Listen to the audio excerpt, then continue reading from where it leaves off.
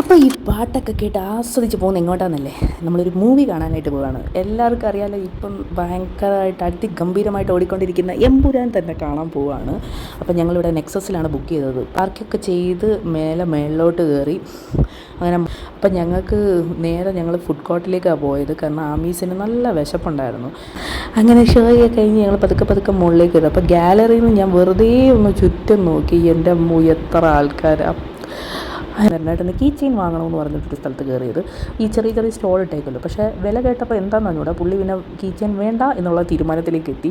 പക്ഷേ നല്ല അടിപൊളി കളക്ഷൻ ആയിരുന്നു, പക്ഷേ കുറച്ചധികം വിലയാണ്. പിന്നെ ആമിക്ക് ഇഷ്ടമുള്ള എന്തൊക്കെയോ സാധനങ്ങൾ അവിടെ ഒരു അടിപൊളി ഇങ്ങനെ ചെയ്യാനുള്ള എന്തോ ഒരു സാധനം കണ്ടുപിടിച്ചെടുത്തപ്പോഴത്തേക്കും ഞാൻ പിന്നെ പതുക്കെ അവിടെ വെച്ചിട്ട് ഞങ്ങൾ നേരെ ഫുഡ് കോർട്ടിൽ തന്നെ പോയി.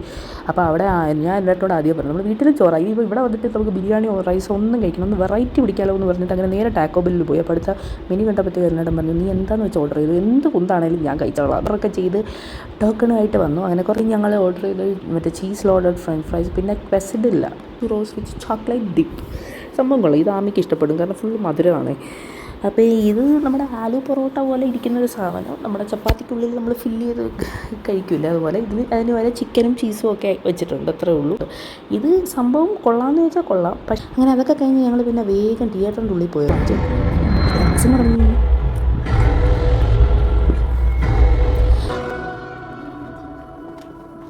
അങ്ങനെ ഞങ്ങൾ സിനിമയൊക്കെ കണ്ട് അവിടെ നിന്ന് ഇറങ്ങി ഇനി നേരെ വീട്ടിലേക്ക്. അപ്പോഴേ ഒരു മണി ആവാറായി. അപ്പോഴത്തേക്ക് ആമിക്കൊക്കെ ഉറക്കം തൂങ്ങിയിരിക്കുക. അപ്പോൾ അത്രയേ ഉള്ളൂ, നേരെ വീട്ടിലേക്ക് പോവുകയാണ്. അപ്പോൾ നിങ്ങളെല്ലാവരും അടിപൊളിയായിട്ട് ഹാപ്പി ആയിട്ടിരിക്കും കേട്ടോ. അപ്പോൾ വേറെ വീഡിയോ ആയിട്ട് വരാം. അതിൽ ബൈ.